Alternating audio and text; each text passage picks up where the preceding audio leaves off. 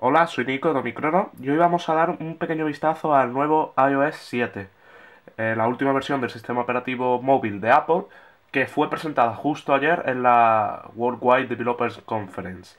Esta versión se caracteriza sobre todo por un profundo rediseño de la interfaz y muchas funciones nuevas, lo que supone el mayor salto de iOS desde el lanzamiento del primer iPhone. Así que bueno, vamos a comenzar por la pantalla de bloqueo. La pantalla de bloqueo, como podéis ver, ha sido rediseñada, ahora es más minimalista, pero sigue manteniéndose bastante similar. Tenemos el slide para desbloquear, que el gesto es el mismo, pero no tenemos el slider, ¿no?, que teníamos anteriormente. En esta parte tenemos la cámara, que podemos deslizar hacia arriba y accederíamos a la cámara. Aquí tenemos el reloj, que si pulsamos dos veces tenemos los controles de música, tal y como teníamos en iOS 6. Podemos acceder a las notificaciones directamente desde la pantalla de bloqueo, algo que no teníamos con las versiones anteriores. Y también podemos acceder al nuevo centro de control, que lo repasaremos más tarde. Entonces desbloqueamos y ahora el código se muestra de la siguiente forma. La verdad que queda muy vistosa.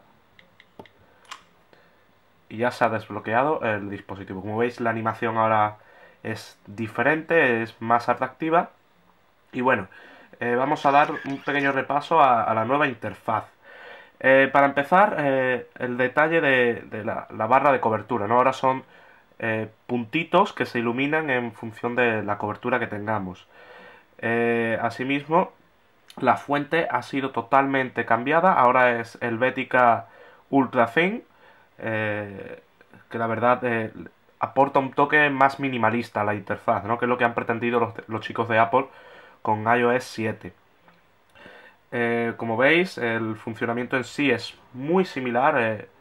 No hay widgets como muchos esperaban en esta versión, pero bueno. El dock también ha sido cambiado, ahora es plano, no es una versión en 3D. Y bueno, vamos a repasar un poquito dos de las nuevas funciones. La primera es el centro de control. Ahora podemos ajustar cosas como el brillo, ajustes rápidos como el Wi-Fi, el Bluetooth, controlar la música, activar AirDrop, la linterna, que tenemos un acceso directo a la linterna. También podemos acceder directamente al temporizador, nos lleva al temporizador, la calculadora o la cámara. Es algo que muchos usuarios reclamaban, que en Android ya existía, quizás no tan completo, ¿no?, porque no tenemos cosas como la linterna y tal, pero existía algo similar, ¿no?, que es deslizando con dos dedos hacia abajo accedemos al Quick Settings. Bueno, otra novedad es Spotlight. Ahora no se muestra en la parte izquierda, como podéis ver, no aparece nada. Ahora tenemos que hacer así, deslizar verticalmente y aparece Spotlight. Y si deslizamos verticalmente partiendo desde arriba, accedemos al centro de notificaciones. Como podéis ver, está paginado. Tenemos hoy, que aquí nos muestra notificaciones como el calendario y demás, que nos pueden resultar interesantes. Después tenemos todas, que se muestran las notificaciones de todas las aplicaciones. Y después en perdidas tenemos cosas como, por ejemplo, llamadas perdidas y demás. Clasifica las notificaciones en diferentes apartados. Eh, Sin embargo, una de las cosas que sigue manteniéndose es la forma de eliminar. En Android podemos eliminar una notificación concreta deslizando lateralmente. Aquí sigue manteniéndose el botón borrar. Eso sí, el botón es un poquito más ancho y es un poquito más fácil de pulsar. En iOS 6 era complicado, ¿no? Muchas veces he pulsado el botón de borrar y he tocado otra notificación y no he completado la acción que realmente deseaba hacer. Ahora, el problema que tiene estos gestos nuevos es que la simplicidad con la que iOS siempre se ha publicitado, se ha anunciado, no siempre ha sido un sistema muy fácil de usar, ahora es algo más complicado. Porque tenemos, por ejemplo, tenemos para un mismo gesto, tenemos dos acciones. Es decir, haciendo este gesto podemos o acceder a la barra de notificaciones o a Spotlight. ¿Cuál es el problema? Que la diferencia está en partir desde arriba o en partir desde aquí. Entonces, el usuario clásico de iOS, acostumbrado a una misma estética, le va a costar un poquito acostumbrarse a esta nueva interfaz. Además, esto también es nuevo.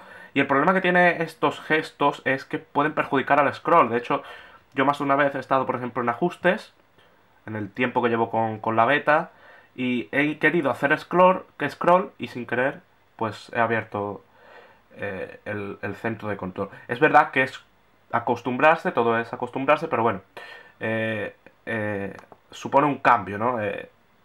Respecto a iOS 6 y puede que a mucha gente no le guste.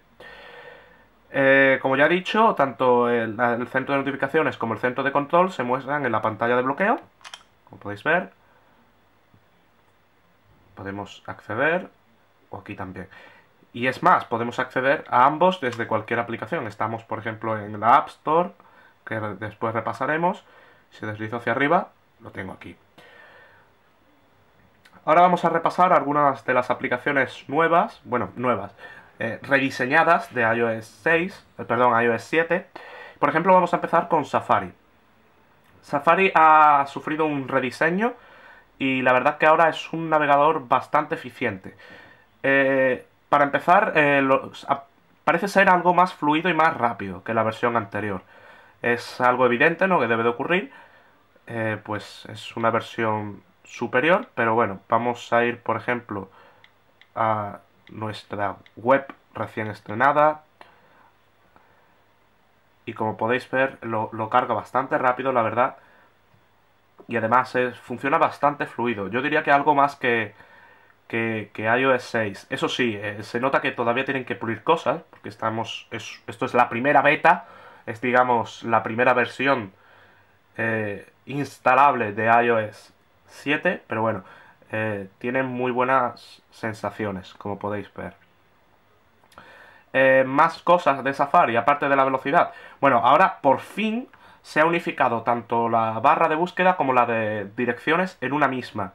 Esto es algo que nunca hemos llegado a entender en Safari, pues teníamos, o bien pulsábamos en la parte derecha para el buscador, o bien en la parte izquierda para introducir una URL. Ahora todo está en el mismo, tal y como ya hacía, por ejemplo, Google Chrome para iOS, y resulta mucho más cómodo. También podéis ver el teclado, ha sido rediseñado. Ahora el funcionamiento es similar, funciona igual de bien, siempre ha funcionado muy bien el teclado de iOS, pero ahora tiene un toque más minimalista, con la nueva fuente, tonos más claros y demás. Eso sí, tal y como ha dicho mi compañero Paolo, tiene un problema, y es que la coma no siempre se muestra en la pantalla principal, algo que resulta incómodo porque tenemos que pulsar en la segunda, para acceder a la segunda parte de botones, digamos, y ya tenemos la coma. Es algo que puede resultar incómodo. Continuamos con Safari. Y ahora, por ejemplo, vamos a ver las pestañas. Esto recuerda un poquito a Google Chrome. Vamos a abrir otra pestaña y como podéis ver se muestra en un carrusel 3D que la verdad queda muy resultón. Además podemos ordenarlos, como podéis ver. Y para eliminar podemos o pulsar la cruz que tenemos ahí o deslizarlo. Lo que pasa es que ahora no nos deja. Una cosa reseñable es que ahora tenemos navegación privada. En iOS 6, para acceder a una pestaña en modo incógnito de navegación privada, teníamos que dar muchos pasos. Teníamos que ir a ajustes, activar, ajustes, Safari y activar el modo de navegación privada. Y además eso hacía que todas las pestañas que se abrieran estaban en modo incógnito, digamos. Ahora podemos abrir una pestaña simplemente privada, sin ningún tipo de problema. También tenemos los favoritos y demás, que también han sido rediseñados, pero bueno, tampoco hay un cambio sustancial en ese sentido. Pasemos ahora a la aplicación de la cámara, que también ha sufrido un cambio. Como veis, el icono es diferente al de la versión anterior, es más plano. Y bueno, la aplicación ha sufrido un rediseño. Ahora tenemos algunas más opciones, no llega a ser tan completa como la cámara que encontramos en dispositivos como el Galaxy S3, el Xperia Z, que tiene muchísimas opciones, pero sí que tiene más opciones que la de iOS 6. Para empezar tenemos el obturador, que esto ya era clásico, y ahora tenemos un slider, un deslizador que nos permite cambiar entre los diferentes modos. Tenemos Pano, que es panorámica, como podéis ver, Square, que toma una fotografía de 1:1, perfecta para fotografías de Instagram. Tenemos Foto, que toma fotografías normales a 8 megapíxeles, que es la resolución de la cámara, o Vídeo, que graba a 1080. Podemos pulsar aquí para acceder a la cámara frontal y aquí para acceder al flash. ¿Y dónde está lo interesante? En que ahora, aparte de que las animaciones han cambiado, como podéis ver, vamos a pulsar, ahora no sale la fotografía yendo hacia la galería, ahora directamente aparece una burbuja, o sea, como que sobresale una imagen ahí, como podéis ver. No es como anteriormente ocurría.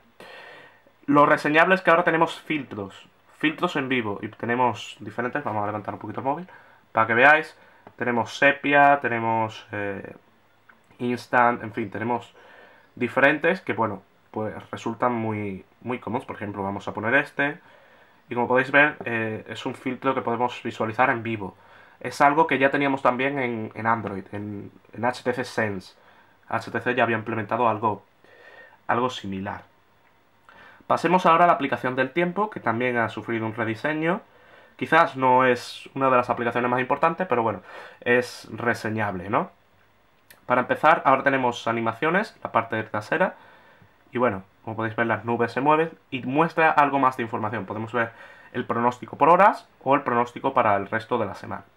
Podemos deslizar para ver las diferentes ciudades, y si queremos ver una visualización más general, pinch to zoom, tenemos todas las ciudades que tengamos agregadas.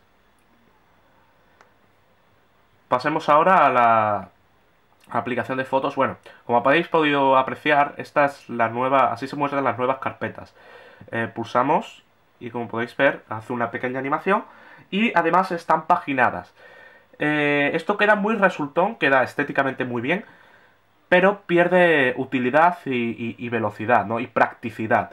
En la versión de iOS 6 se mostraban todos los iconos y nosotros pulsábamos y era algo más rápido. Ahora, la transición que hay hace perder un poquito más de tiempo, y además, si la aplicación no está en la primera página, por ejemplo, vamos a irnos aquí, si no está en la primera página tenemos que deslizar. Es algo más lento, pero queda bien, es resultón el efecto. Bueno, como decía, vamos a volver a la aplicación de fotos, que ahora, además de en álbumes, se clasifica en momentos. Una vez que estamos en el carrete, empieza a clasificar por momentos todas nuestras fotografías. Yo todavía no he tomado muchas fotografías, pero bueno, aquí, como podéis ver, ya ha clasificado algunas en momentos, las que tomé ayer de prueba, las que ya tenía tomadas de antes, las que tomé el otro día con mis amigos, en fin. Las va clasificando en base a la ubicación y a la fecha.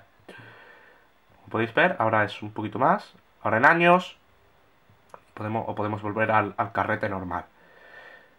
Ahora también las panorámicas se van a una versión aparte, y el resto de fotografías que hayamos descargado y demás se van a álbumes diferentes.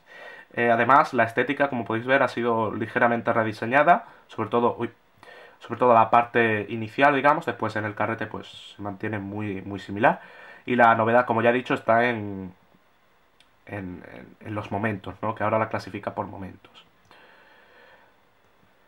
Vamos ahora a repasar el calendario, que también ha sufrido un rediseño. La verdad que el calendario de iOS nunca ha sido muy alabado, y ahora, como podéis ver, es muy bonito. A mí la verdad me gusta bastante el diseño, y además parece ser bastante potente en cuanto a opciones y demás. También podemos ponerlo en horizontal, como antes, y esta vista la verdad que resulta muy cómoda para ver los diferentes días y demás. La verdad que esta es una de las aplicaciones que creo que tiene un mejor diseño de iOS 7, porque las demás se notan como están un poquito todavía en fase beta. Esta, la verdad que personalmente creo que está muy currada, digamos. También podemos buscar entre eventos, en fin, tiene nuevas opciones, por ejemplo, los diferentes calendarios. Vamos a acceder todo más rápidamente, ¿no? Es más útil y más visual. Vamos ahora con el mail, que también ha sufrido cambios. Eh, Básicamente los cambios en mail han sido de interfaz, en funciones apenas hay cambios respecto a la versión anterior. Bueno, como podéis ver, seguimos teniendo el, el slide este para actualizar, pero la animación que teníamos antes ya se ha perdido. La verdad es que la otra quedaba muy resultona, pero era menos minimalista que la que tenemos ahora. Después, en cuanto al mail, pues bueno, se muestra de la misma forma. Vamos a acceder, por ejemplo, a este. Eso sí, si queremos borrar, podemos o eliminar o más, y ya tenemos más opciones. Esto es un cambio que no habíamos visto. La verdad que eh, resulta muy cómodo, aunque eh, si queremos marcar varios correos, pues es algo más, tenemos que pulsar editar. En fin, que no es como por ejemplo en Gmail, que podemos pulsar directamente en el lateral y ya podemos marcar varios mails. Pasemos ahora a ajustes, que ya lo hemos mostrado anteriormente. Bueno, más que nada ha sido un rediseño de interfaz. En cuanto a funciones, se mantiene prácticamente similar. Por ejemplo, en privacidad veis que es todo igual. El centro de control, que ahora podemos activar el acceso en la pantalla de bloqueo o no. El centro de notificaciones ahora es más personalizable, como podéis ver, resumen del día, los recordatorios, que si queremos que se muestren aquí o no. En fin, es más customizable, ¿no? Pero no añade funciones extras, digamos, que resulten de gran utilidad. Pasemos ahora a los mapas de Apple, que por cierto también ha llegado a OS X con la versión 10.9. Vamos a abrirlos y bueno, la interfaz en sí ha sido un poquito cambiada, pero la base de datos se mantiene más o menos igual que en iOS 6. Vamos a ir por ejemplo a Madrid.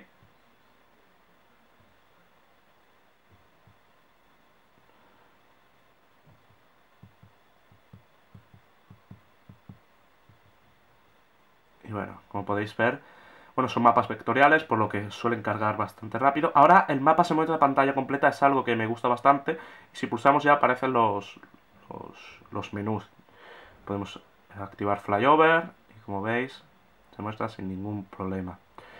La verdad que el funcionamiento es prácticamente similar, aunque eso sí la base de datos ha mejorado bastante respecto a la primera versión de iOS 6. Pero la misma base de datos que tenemos en iOS 7 ya la podemos disfrutar en iOS 6, por lo que en ese sentido... Es decir, la primera versión de iOS 6 tenía... La primera versión de mapas incorporada en iOS 6 tenía una base de datos muy pobre. Y en esta ocasión, pues, conforme ha ido pasando el año, han ido ampliando esa base de datos. Y ahora, pues, la misma base de datos que tenemos en iOS 6.1.4 es la que tenemos en iOS 7. Lo único que ha cambiado es un poquito la interfaz y el funcionamiento. Vamos ahora con los SMS, con iMessage. Vamos a abrirlo. Que bueno, también ha sufrido un pequeño rediseño, como podéis ver, queda bastante resultón. Ahora el teclado, como podéis ver, también ha cambiado, como ya he dicho antes. Podemos seguir añadiendo fotografías y demás. En fin, no hay grandes cambios. Básicamente es todo cambio de interfaz. Apenas hay cambios en el funcionamiento. Y por último vamos a hablar de la aplicación de música. En Estados Unidos, a partir de hoy, ya está disponible iTunes Radio, que es un sistema muy similar a Pandora, que viene incorporado en la aplicación de música de iOS y además es gratuito. Eso sí, quitando esa opción, no hay novedades en la aplicación de música, salvo la interfaz, de nuevo. La interfaz ha sido rediseñada en todo y eso son las únicas novedades que estamos viendo. Por ejemplo, vamos a reproducir una canción y vais a ver que la interfaz ahora es más limpia, personalmente me resulta más atractiva. Una función que no sé si estaba disponible anteriormente es que yo estoy reproduciendo canciones que están en iCloud. Es decir, normalmente en el reproductor de música tú tenías que descargar las canciones para, para escucharlas, ¿no? Las que tenías en iCloud las descargabas y las escuchabas. Ahora mismo esta canción no está descargada, de hecho tengo ahí el botón para pulsar y descargarla, pero sin embargo puedo escucharla. Creo que esta opción no estaba en iOS 6, pero no lo puedo confirmar porque yo normalmente uso Spotify, no uso la aplicación oficial de música. Bueno, pasemos ahora a hablar con Siri, ¿vale? Siri también ha sufrido algunas mejoras con iOS 7. Por ejemplo, ahora busca imágenes mediante Bing, el buscador de Microsoft. Nicolás, no he entendido muy bien lo que has dicho. Podéis ver, sigue entendiendo. Bueno, como os decía, ahora también busca imágenes, puede realizar ajustes como por ejemplo apagar el wifi. Puedes preguntarle, por ejemplo, ¿qué está diciendo o sea, Ismael Callejas en Twitter? Ismael Callejas, como todos sabréis, es editor de Omicrono. Y me muestra los tweets de Ismael Callejas, me dice, voy viendo lo que está diciendo en Twitter. En fin, tienen varias funciones nuevas que resultan bastante útiles. Eso sí, de momento parece que solo están disponibles, esas funciones nuevas parece que solo están disponibles en inglés. Esperemos que con las betas vaya, digamos, mejorando y vaya llegando a otros idiomas como el español. Además, también se han mejorado las voces, ahora resultan más naturales. La del español sigue siendo la misma, pero la voz inglesa también va a cambiar y va a ser algo más natural, además de la francesa y la alemana. A lo largo del próximo año debería de llegar también una voz más natural española, que como todos sabréis, por ejemplo, la de Google Voice Search, que tiene Android, es muy natural, y la de Siri es algo más robótica, entonces han querido mejorarla y ahora va a ser algo más natural. Pasemos ahora a la multitarea, uno de los puntos donde más novedades hay. El gesto sigue siendo el mismo, doble tap, y accedemos a la multitarea. Vamos a abrir varias aplicaciones para que veáis la multitarea con más apps, digamos. Vamos, otra más. Mail. Bueno, y ahora pulsamos y tenemos esto que se parece, es una mezcla de WebOS, de Windows Phone y de HTC Sense 4.0. Se muestran estas cartas en horizontal. También se asemeja un poquito a la App Store, ¿no? A cómo se muestran las apps en la App Store. El problema que tiene esta interfaz nueva de la multitarea es que, bueno, un detalle que para cerrar aplicaciones ahora deslizamos hacia arriba y listo.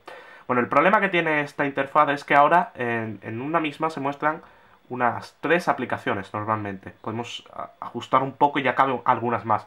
Pero normalmente hay 3 aplicaciones. Entonces, ¿qué pasa? Que el cambio entre diferentes apps es algo más lento. Porque si queremos ir a una aplicación que estaba, no sé, que abrimos hace media hora y que está en el 15º lugar, tenemos que ir pasando durante bastante tiempo en lugar de ir más rápido con digamos, el slider de 4 que teníamos en iOS 6. Eso sí, es mucho más visual y más cómoda de utilizar. No obstante, he hecho en falta una función aquí arriba para cerrar todas las aplicaciones, como por ejemplo tenemos en algunos tweaks, como Auxo de Cydia, que tiene un botón que si pulsamos podemos borrar todas las aplicaciones y liberar memoria RAM. También he dicho que la multitarea tiene cambios, y los cambios no son en interfaz solo. Ahora la multitarea es real. Como todos sabréis, iOS solo permitía, o sea, cuando nosotros cerrábamos, por ejemplo, abro el reloj, ¿no?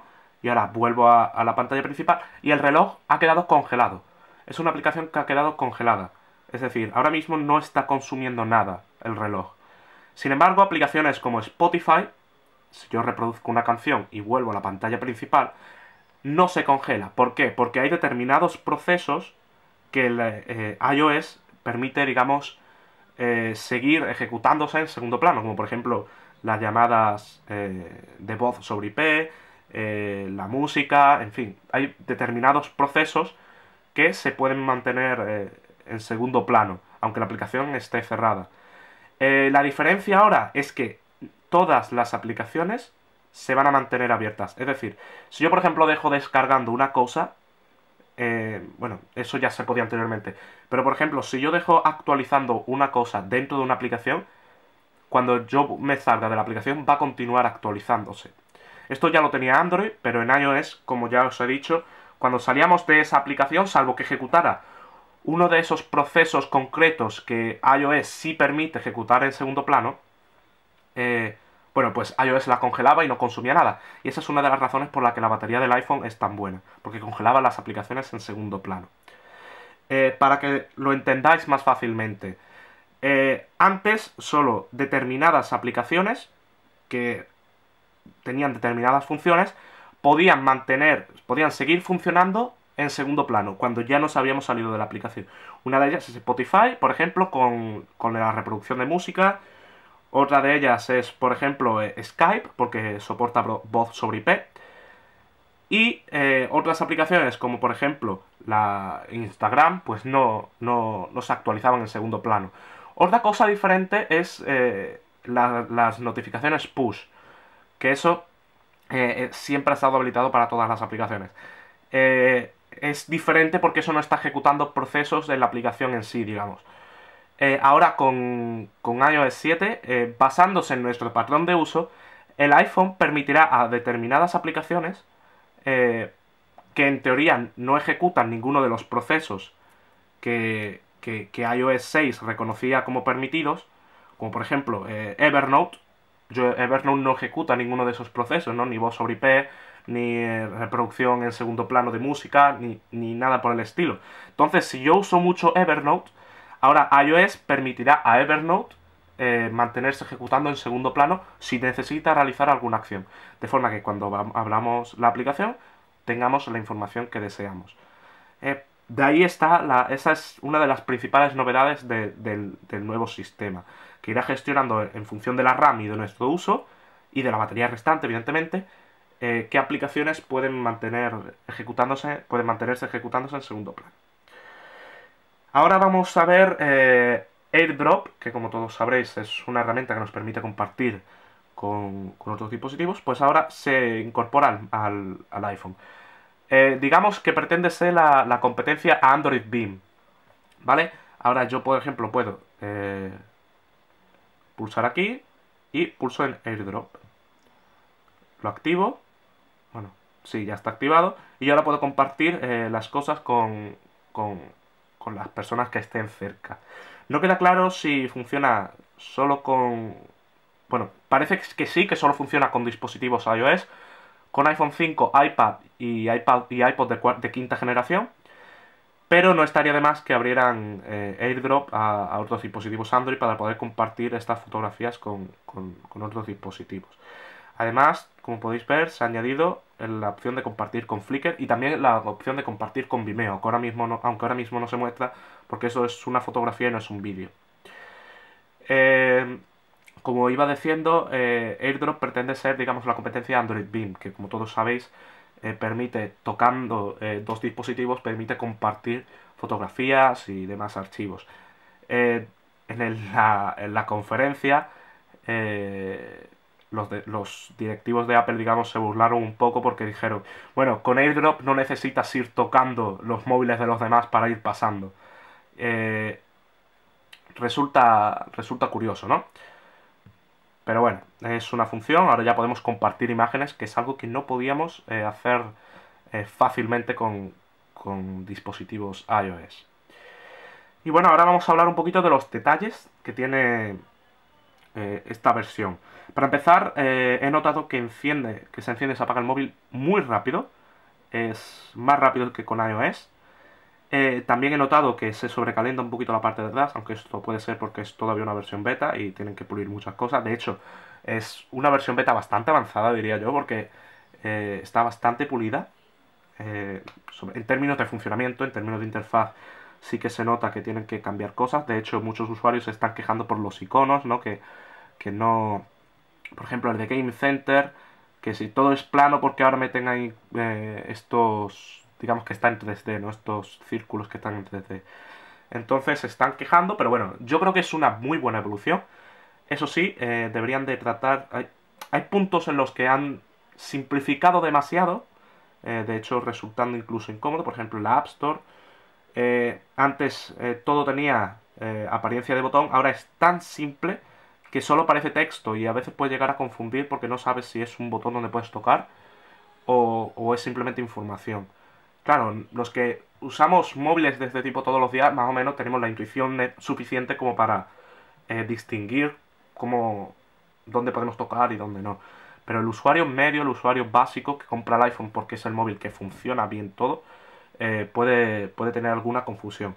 Eso sí, yo creo que en cuanto todo el mundo se acostumbre a iOS 7, va a estar mucho más contento que con iOS 6 porque incorpora muchas de las funciones que los usuarios reclamábamos desde hace tiempo, como por ejemplo el centro de control, que era algo esencial y que es algo de lo que es lo que más echaba de menos yo en el iPhone 5.